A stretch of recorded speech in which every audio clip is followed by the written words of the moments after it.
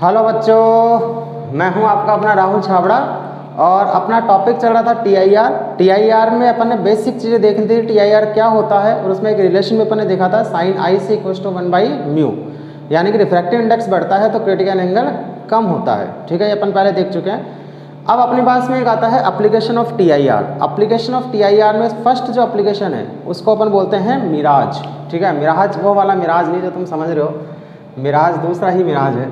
मिराज क्या होता है वो चीज़ समझना कि कई बार जब अपन हाईवे पे जाते हैं तो अपन को कई बार ऐसा लगता है हाईवे पे सामने बहुत आगे जो पानी है रोड के ऊपर, ठीक है, रोड पे पानी है, लेकिन जब वहाँ पहुँचते हैं तो पानी गायब हो जाता है। तो एक तरह का ऑप्टिकल इल्यूजन अपन को दिखाई देता है कि पानी है, लेकिन वहाँ जाते हैं तो पता चलता है पानी है ही नहीं रोड के ऊपर। तो इसी को अपन नाम देते हैं मिराज। तो इस ऑप्टिकल इल्यूजन को ही नाम दिया जाता है मिराज। अब ये काम कैसे करता है वो चीज़ समझना कि जैसे मान लो मैं मान लेता हूँ कि यहाँ पे कोई पेड़ है जो यहाँ लगा हुआ है। ठीक है, पानी को तो अपन देखेंगे कैसे, अपन पेड़ में देखते हैं उसकी इमेज बनती है, इमेज बनेगी मतलब पानी होगा तभी तो इमेज बनेगी, नहीं तो कैसे बनेगी। अपन को ये पता है कि गर्मियों के दिनों में क्या होता है, गर्मियों के दिनों में जो लाइट सन से लाइट रे आती है वो लाइट रे अर्थ सरफेस पे पहुंचती है तो वहीं रह जाती है, ज़्यादा ऊपर नहीं जा पाती, रिफ्लेक्ट होकर वापस नहीं जा पाती। बहुत कम लाइट रेज रिफ्लेक्ट होकर वापस चली जाती है। तो जब अर्थ की सरफेस पे ही रह जाएगा तो इसका मतलब क्या होगा कि जैसे जैसे अपन नीचे की तरफ चलेंगे वैसे वैसे टेम्परेचर क्या होगा, इंक्रीज होता जाएगा। और अपन को पता है कि टेम्परेचर और रिफ्रैक्टिव इंडेक्स दोनों एक दूसरे के इन्वर्सली होते हैं। तो टेम्परेचर बढ़ेगा तो अंदर के नीचे की तरफ आने पे क्या होगा, रिफ्रैक्टिव इंडेक्स कम होता जाएगा, होगा ऐसा। अब देखो यहाँ से कोई लाइट रे बाहर निकली इस तरह से लाइट रे, जब इस तरह से लाइट रे बाहर निकली तो अपन ये बोल रहे हैं नीचे की तरफ जाएंगे तो क्या होगा, मीडियम जो कैसा होता जाएगा, रेयरर होता जाएगा, क्योंकि रिफ्रैक्टिव इंडेक्स कम होता जाएगा। तो लाइट रे जब डेंसर मीडियम से रेयरर मीडियम में गई तो क्या होगा, नॉर्मल से दूर हो गई इस तरह से नॉर्मल से दूर। फिर जब लाइट रे यहाँ पहुँची इस सरफेस पे तो फिर से वही रेयरर से डेंसर में जाएगी, रेयरर से डेंसर में जाएगी तो नॉर्मल से और दूर हो जाएगी। ठीक है, फिर जब लाइट रे और यहाँ पहुँचेगी इस सरफेस पे तब हो क्या रहा है, इंसिडेंट एंगल जो होता है यहाँ पे इतना था, यहाँ पे इतना था, यहाँ पे इतना हो गया, इंसिडेंट एंगल बढ़ता जाता है। तो जैसे जैसे इंसिडेंट एंगल बढ़ता जाएगा, यहाँ पे मैं मान लेता हूँ कि लाइट रे और ज़्यादा बैंड हो गई इस तरह से, फिर यहाँ पहुँची, यहाँ इंसिडेंट एंगल और ज़्यादा बढ़ गया। ठीक है, और ज़्यादा बढ़ गया तो अब क्या होगा, यहाँ से लाइट रे जो है उसका टीआईआर हो जाएगा, क्योंकि लाइट रे के टीआईआर होने के लिए नेसेसरी कंडीशन क्या है कि लाइट रे डेंसर मीडियम से रेयर मीडियम में जानी चाहिए और इंसिडेंट एंगल की वैल्यू क्रिटिकल एंगल से ज़्यादा होनी चाहिए। तो जैसे ही इंसिडेंट एंगल की वैल्यू जो है वो क्रिटिकल एंगल से ज़्यादा हो गई, उस कंडीशन में क्या हो जाएगा, टीआईआर हो जाएगा, और टीआईआर हो जाएगा तो लाइट रे वापस लौट के इसी मीडियम में चली जाएगी। तो अब यहाँ यदि कोई खड़ा हुआ है तो उसको ये वाली लाइट रे जो ऐसे आ रही थी, ये वाली लाइट रे इसके पास पहुँचती है, लेकिन लाइट रे हमेशा आदमी को ऐसा लगता है कि लाइट रे सीधी ही चलती है, तो इसको ऐसा दिखाई देगा कि लाइट रे नीचे से आ रही है, नीचे से आ रही तो उसको ऐसा लगेगा कि यहाँ पर कोई पानी होगा, उस पानी के अंदर इस पेड़ की इमेज जो है वो बन रही है। यानी कि इमेज लाइट तो यहाँ से आ रही थी लेकिन उसको ऐसा लगेगा कि यहाँ से लाइट रे आ रही है, इसका मतलब इसको ऐसा लगेगा कि इस पेड़ के आसपास में, इस ट्री के आसपास में कोई पॉन्ड होगा, कोई तालाब होगा, उसके अंदर इसकी इमेज बन रही है। लेकिन एक्चुअल में ऐसा कुछ नहीं है, एक्चुअल में तो लाइट रे यहीं से आ रही थी और इसको ऐसा लग रहा था कि लाइट रे जो है यहाँ से आ रही है। तो इसी को अपन नाम देते हैं मिराज। क्लियर। नंबर सेकेंड इसकी अब जो एप्लीकेशन आती है, नंबर सेकेंड अपने पास में आती है इसकी एप्लीकेशन, जिसको अपन बोलते हैं sparkling of diamond. Sparkling of diamond, जो अपना जो डायमंड होता है वो चमकता है, उसका रीज़न भी क्या है, उसका रीज़न भी टीआईआर ही है। क्यों है उसका रीज़न समझना कि डायमंड जो होता है उसकी स्ट्रक्चर यदि अपन देखें तो ऐसी कुछ स्ट्रक्चर होती है डायमंड की। ठीक है, स्ट्रक्चर कैसे भी हो सकती है, उससे कोई फ़र्क नहीं पड़ता, कटिंग में कुछ इस तरह से ही करते हैं अपन डायमंड की। ये डायमंड है मान लो, ठीक है। अब लाइट रे जैसे मान लो यहाँ से सरफेस से अपन मान लेते हैं कि ऐसे इंटर हुई होगी, इस तरह से हो गई इंटर, तो जब वो इस सरफेस पे पहुँची होगी तो इस सरफेस पे क्या हुआ होगा, इंसिडेंट एंगल की वैल्यू आई है, ऐसा ही है। ठीक है, अपन को पता है कि डायमंड का जो रिफ्रैक्टिव इंडेक्स होता है वो होता है 2.4 और इसका जो क्रिटिकल एंगल होता है वो होता है 23.4 डिग्री। तो जैसे ही लाइट रे 23.4 डिग्री से ज़्यादा एंगल से इंसिडेंट हुई, वैसे ही क्या हो जाएगा, लाइट रे अब जा रही है डेंसर से रेयर मीडियम में, तो यहाँ से क्या हो जाएगा, इसका टीआईआर हो जाएगा, यहाँ पहुँचेगी, यहाँ पहुँची, फिर से यहाँ पहुँची, मान लो यहाँ पहुँच गई, यहाँ पहुँची तो फिर से क्या हुआ, इसका टीआईआर हुआ तो यहाँ पहुँची, यहाँ पहुँची, फिर से टीआईआर हुआ, यहाँ पहुँची, इसका मतलब एक बार लाइट रे यदि अंदर चली गई तो उसका बार बार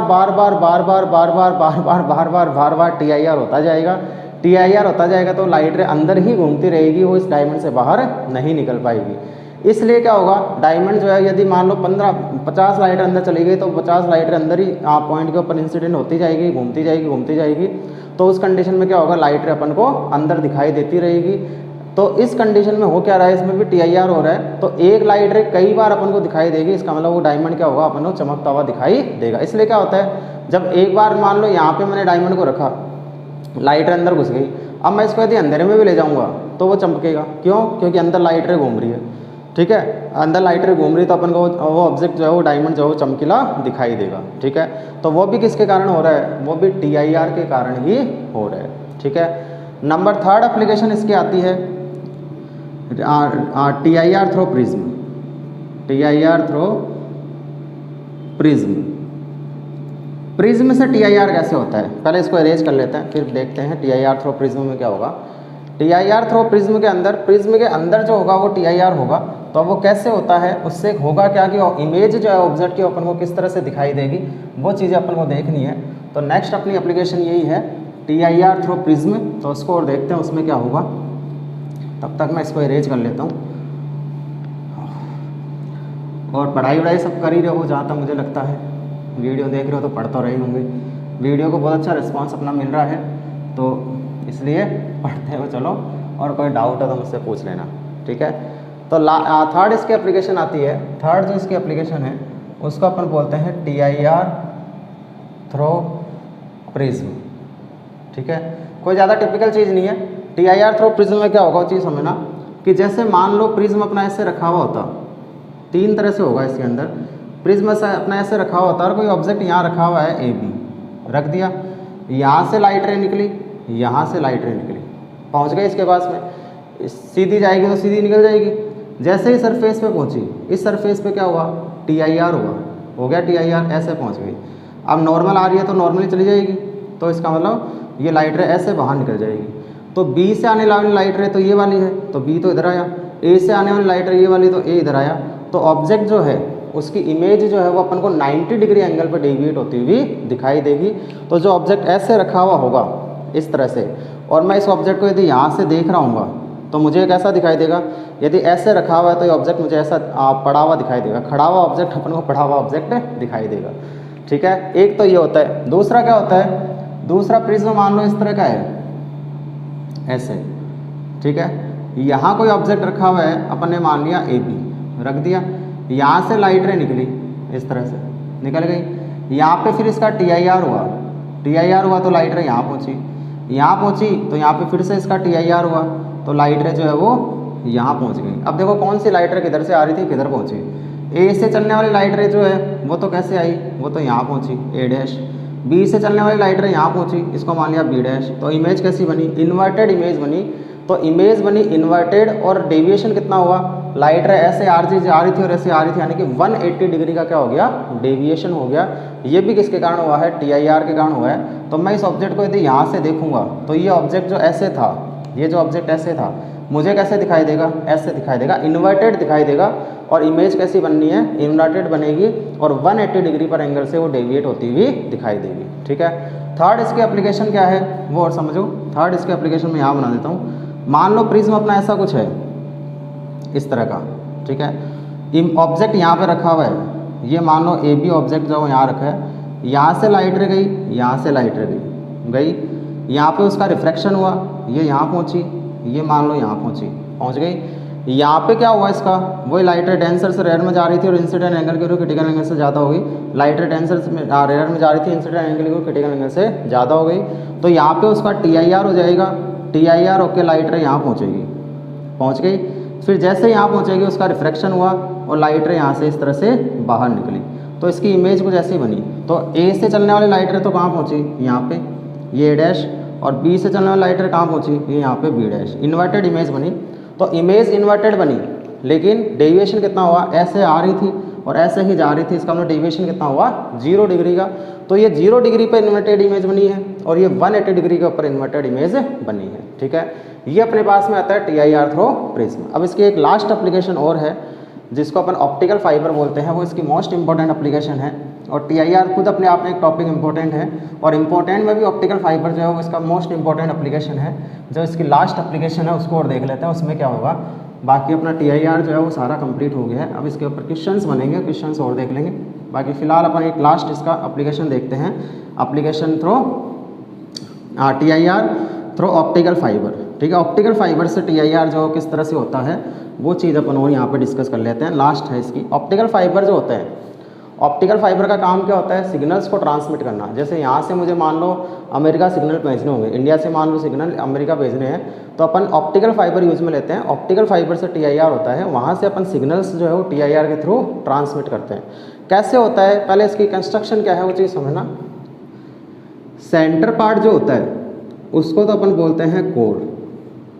ये जो है इसको तो अपन बोलते हैं कोर। ये ग्लास का बना हुआ होता है, ठीक है, ग्लास का बना हुआ सेंट्रल पार्ट है जिसको नाम दिया जाता है कोर। उसके ऊपर बाहर की तरफ, ठीक है, ये ऐसे चलता रहेगा।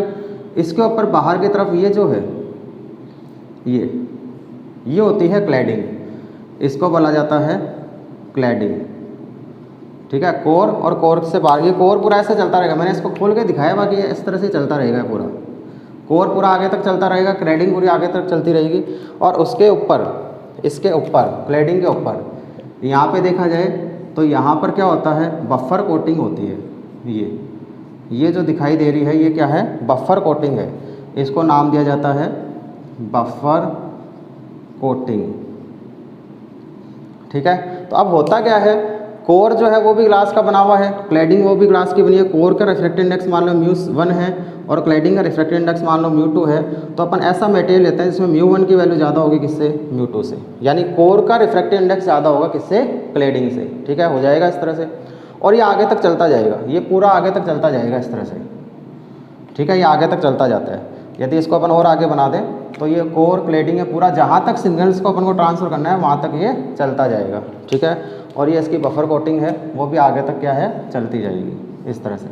अब बफर कोटिंग तो क्यों लगाते हैं, क्योंकि ग्लास का बना हुआ है, कोर क्लैडिंग दोनों ही ग्लास के बने हुए हैं, तो टूट सकते हैं। ठीक है, डैमेज हो सकते हैं। तो उसको बचाने के लिए अपन ने किसका एक कोटिंग कर रखे है जिसको अपन नाम देते हैं बफर कोटिंग। ठीक है, अब लाइट रे जो है वो मान लेते हैं यहाँ पर इस तरह से इंसिडेंट करवा दी। ये तो इंसिडेंट लाइट रे है। जैसे ही सरफेस पे पहुँची, इस सरफेस पे लाइट रे जा रही है डेंसर मीडियम, क्योंकि कोर तो उसका रिफ्रैक्टिव इंडेक्स ज़्यादा है और क्लैडिंग का रिफ्रैक्टिव इंडेक्स कम है। तो लाइट रे जा रही है डेंसर से रेयर में, एक कंडीशन सेटिस्फाई हो गई। और दूसरी कंडीशन में यदि इंसिडेंट एंगल की वैल्यू क्रिटिकल एंगल से ज़्यादा हो गई तो क्या हो जाएगा, TIR हो जाएगा। TIR हो जाएगा, TIR होकर लाइट रे यहाँ पहुँचेगी। या फिर वही कंडीशन कि लाइट रे डेंसर से रेयर में जा रही है, इंसिडेंट एंगल क्रिटिकल से ज़्यादा होगी तो इसका TIR हो जाएगा, यहाँ पहुँच जाएगी। इस तरह से TIR होता जाएगा और सिग्नल्स जो है वो आगे ट्रांसफ़र होते जाएंगे। तो इस तरह से यहाँ से सिग्नल अपन को जहाँ भेजने होंगे वहाँ तक अपन इसको भेज सकते हैं। TIR के थ्रू TIR होता जा रहा है और इस तरह से सिग्नल्स आगे ट्रांसफ़र होते जा रहे हैं। इसको अपन नाम देते हैं क्या, इसको नाम दिया जाता है, इसकी फोर्थ एप्लीकेशन है, इसको नाम दिया जाता है ऑप्टिकल फाइबर। ठीक है, इसको नाम दिया जाता है ऑप्टिकल फाइबर। ठीक है, इस तरह से सिग्नल्स जो है आगे ट्रांसमिट होते जाते हैं। तो अब इसमें हो क्या रहा है, TIR की एक मेन खास चीज़ क्या होती है कि इसमें जितनी इंटेंसिटी के सिग्नल्स अपन देते हैं, आउट में अपन को उतनी ही इंटेंसिटी के सिग्नल मिल जाते हैं। जितनी इंटेंसिटी, जितनी एनर्जी के सिग्नल मैं दूंगा उतनी ही इंटेंसिटी, उतनी ही एनर्जी के सिग्नल जो मुझे वापस मिल जाते हैं। इसका मतलब इसका TIR होता जाएगा और TIR में कोई एनर्जी लॉस नहीं होता, क्योंकि ये प्रोसेस तो रिफ्लेक्शन में भी हो सकती थी। ठीक है, लेकिन रिफ्लेक्शन में क्या होता है, रिफ्लेक्शन में एनर्जी लॉस होता है। रिफ्लेक्शन में एनर्जी लॉस होने के कारण क्या करते हैं अपन कि रिफ्लेक्शन प्रोसेस जो काम में नहीं ले सकते, क्योंकि यहाँ पे जितने सिग्नल मैं दूंगा उससे वीक सिग्नल मुझे यहाँ मिलेंगे यदि रिफ्लेक्शन होता तो। लेकिन TIR में क्या होगा कि जितने स्ट्रेंथ के सिग्नल दिए उतनी ही स्ट्रेंथ के सिग्नल्स जो है वो अपन को वापस मिलते जाएंगे। इसका मतलब इसका TIR जो है वो होता जाएगा और TIR होता जाएगा तो इसमें अपन को कोई एनर्जी लॉस कहीं से कहीं तक नहीं होगा। ये TIR की खास मेन बात ये है कि कोई एनर्जी लॉस नहीं होता। इसलिए डायमंड के अंदर भी लाइट रे एक बार चली जाती है और उसका TIR होता रहेगा तो वो लाइट रे उतनी ही स्ट्रेंथ की रहती है। ऐसा नहीं है कि वो TIR होता गया तो एनर्जी कम होती है कि लास्ट में ख़त्म हो जाएगी, ऐसा कुछ नहीं है, क्योंकि कोई एनर्जी लॉस नहीं होता। TIR की मेन खास चीज़ है, इसलिए अपन ज़्यादातर जो है वो TIR काम में लेते हैं सिग्नल्स को ट्रांसफर करने में, क्योंकि यहाँ पर किसी तरह का कोई एनर्जी लॉस नहीं बनता है। ठीक है, इसलिए अपन TIR काम में लेते हैं रिफ्लेक्शन के कंपेरिजन। क्वेश्चन काफ़ी बार हो चुका है, why we can not use reflection for transmitting the signals, क्योंकि रिफ्लेक्शन में क्या होगा, एनर्जी लॉस होगा और जितनी स्ट्रेंथ का सिग्नल दोगे उससे बहुत वीक स्ट्रेंथ का सिग्नल जो अपन को मिलेगा। जितनी बार रिफ्लेक्शन होगा उतनी बार ही एनर्जी लॉस होता जाएगा, यहाँ एनर्जी लॉस हो जाएगा, यहाँ हो जाएगा, यहाँ हो जाएगा, यहाँ हो जाएगा, तो इनफाइनाइट टाइम्स एनर्जी लॉस होता जाएगा। तो बहुत हाई एनर्जी का सिग्नल दोगे तब जाके अपन को जितना चाहिए उतनी एनर्जी तक वो मिल पाएगा। लेकिन यहाँ क्या है, यदि 100 जूल का सिग्नल चाहिए तो यहाँ से 100 का ही दे दो, कोई एनर्जी लॉस नहीं होगा और 100 का अपन को मिल जाएगा। ठीक है, तो इसको काम में कहाँ लिया जाता है, इसके यूजेस क्या है ऑप्टिकल फाइबर के। ऑप्टिकल फाइबर के यूजेस होते हैं एंडोस्कोपी में। एंडोस्कोपी में क्या किया जाता है, एंडोस्कोपी मेडिकल का टर्म है। एंडोस्कोपी में क्या जाता है, अपने इंटरनल पार्ट्स की यदि स्टडी की जाती है, उसमें कोई डैमेज है इंटरनल पार्ट्स में, तो उसकी स्टडी अपन एंडोस्कोपी के थ्रू करते हैं। करते क्या है, एक यहाँ पे एक वायर सा होता है, वही ऑप्टिकल फाइबर, यहाँ एक कैमरा लगा देते हैं और कैमरे को फिर इस तरह से डाल देते हैं अंदर। ठीक है, अंदर मुंह के थ्रू मान लो अपने डाल दिया, जहाँ पहुँचाना है वहाँ पहुँचा दिया। अब अंदर लाइट थोड़ी ना है, अपने अंदर लाइट थोड़ी ना है, तो लाइट जाएगी कहाँ से। तो यहाँ से फिर क्या होगा, जो वायर बाहर निकला वहाँ से अपन लाइट रे को इंसिडेंट करवाएंगे और लाइट रे को इंसिडेंट करवाएंगे तो ये TIR होता जाएगा और जहाँ पर अपन को उसकी स्टडी करनी है वहाँ पे लाइट रे पहुँचती जाएगी, कैमरा उसको देखता जाएगा और अपन देख लेंगे कि अंदर डैमेज जो है वो क्या हो रखा है। तो एंडोस्कोपी में इसका मेन यूज है। सेकंड इसका यूज होगा सिग्नल्स, इलेक्ट्रिकल सिग्नल्स को ट्रांसफर करने में, ऑप्टिकल सिग्नल्स को ट्रांसफर करने में। तो सिग्नल्स को ट्रांसफर करने में किसको काम में लिया जाता है, ऑप्टिकल फाइबर को काम में लिया जाता है। तो ये एक और इसकी मेन एप्लीकेशन है जिसको अपन बोलते हैं एप्लीकेशंस ऑफ TIR। ठीक है, तो ये चारों एप्लीकेशंस अपनी TIR जो है उसकी कंप्लीट हो गई है। ये 4 एप्लीकेशंस थी TIR की। TIR अपना पूरा फिनिश है। अब इसको पढ़ो और अच्छे से पढ़ो और कोई डाउट हो तो मुझसे पूछो। तब तक मज़े करो, कल फिर मिलेंगे एक नए वीडियो के साथ में और तब तक पढ़ते रहो, मज़े करते रहो। All the very best.